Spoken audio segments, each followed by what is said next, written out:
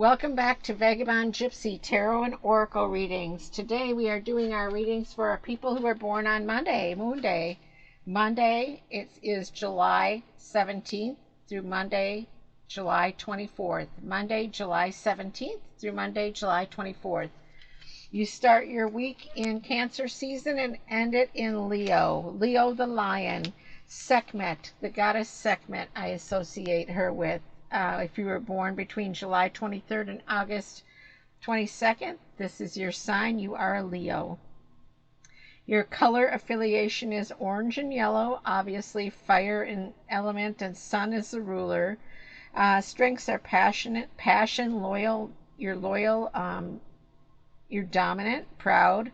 Weaknesses are intolerant, stubborn, pompous, arrogant, and your elemental traits are enthusiasm, inspirational, temperamental, confident, emotional. These are some of your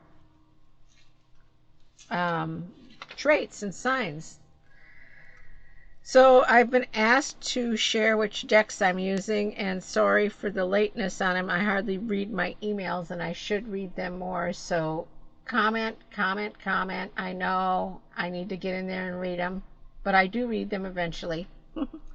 So I'm using the Dark Mansion Tarot, which I adore, and the Princess Tarot, which is associated with a lot of associations with the Princess Bride movie.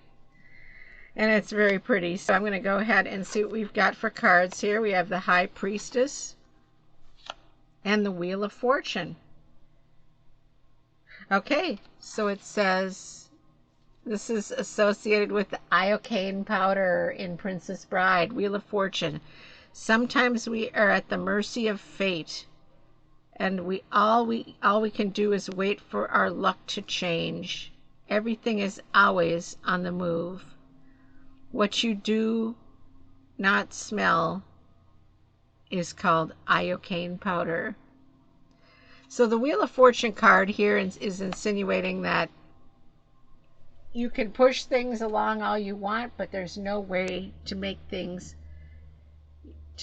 move the way you want them to. They move in the time and in the direction they're going to move. So the situation that you're in, we all have free will, remember that, but in this situation that you are in,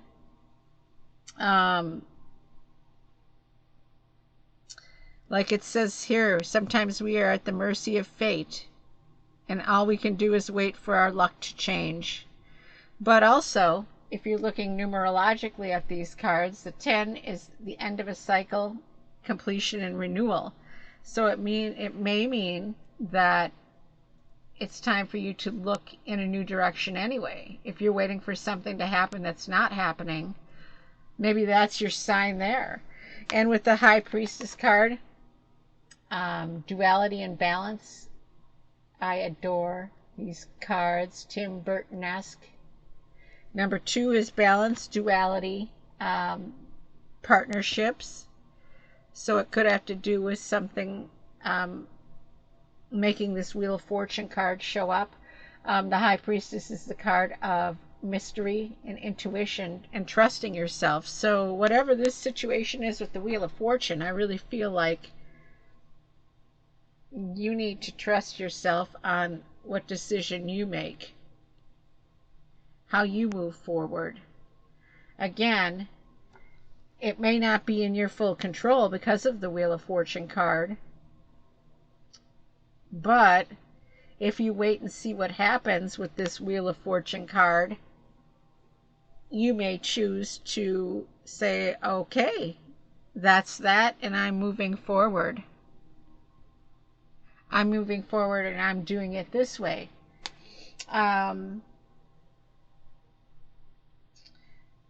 What's really interesting to me is these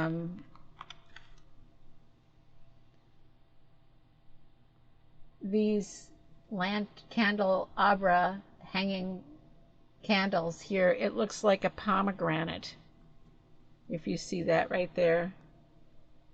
I'm getting a pomegranate vibe.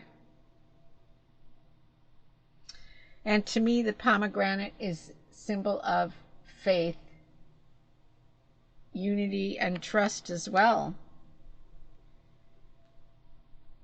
It also, to me, can mean community and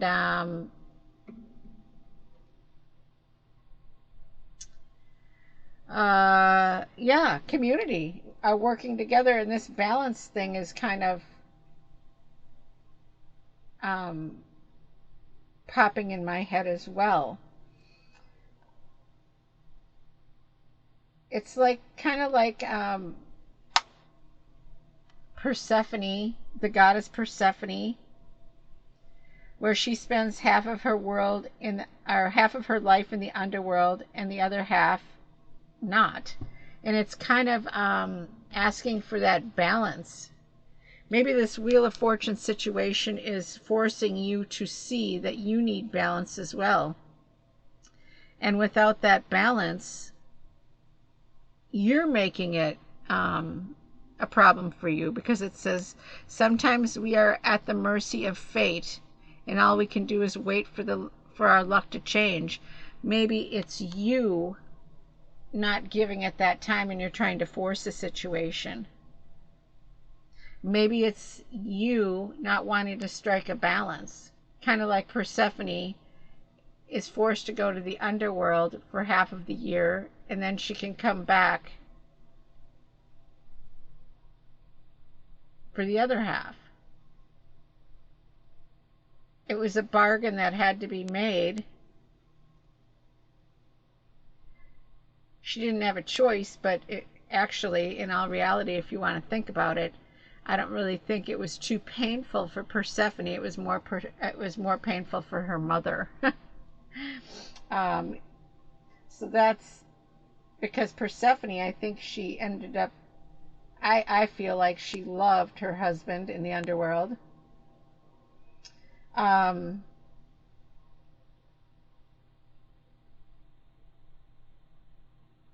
Her mother was the one who suffered. Demeter. She's the one that suffered the most. So, just a little goddess information. Yeah, I kind of am really putting together that pomegranate association is quite strong here. And Persephone's husband was Hades, obviously, in the underworld, but I do think she loved him. That's my opinion. Some may not believe that. But yeah, so with these cards as well, it kind of gives you that vibe, you know, kind of that Persephone, Demeter, Hades vibe. So anyway, yeah, I'm kind of sitting here in silence, thinking a lot. So sorry, but yeah, this is really cool. I like this, and I got, it says the iocane powder there, and that's pretty cool. And that's very true. I mean, the Wheel of Fortune card, the iocane powder in Princess Bride, it was waiting to see what happened. They both drank out of their cups and they waited to see what happened. Of course, one was really confident in the outcome, well, actually, I should say that they both were confident in the outcome being in their favor. But it was funny. We had to wait to see what happened. Oops, sorry. My camera holder had to be moved today to I had to adjust that because it wasn't staying still and I didn't want it to fall over while I was filming. So anyways, I hope you enjoyed this reading. It went on a little bit longer than I expected, but I hope you enjoyed this reading, and we will see you back again next Monday.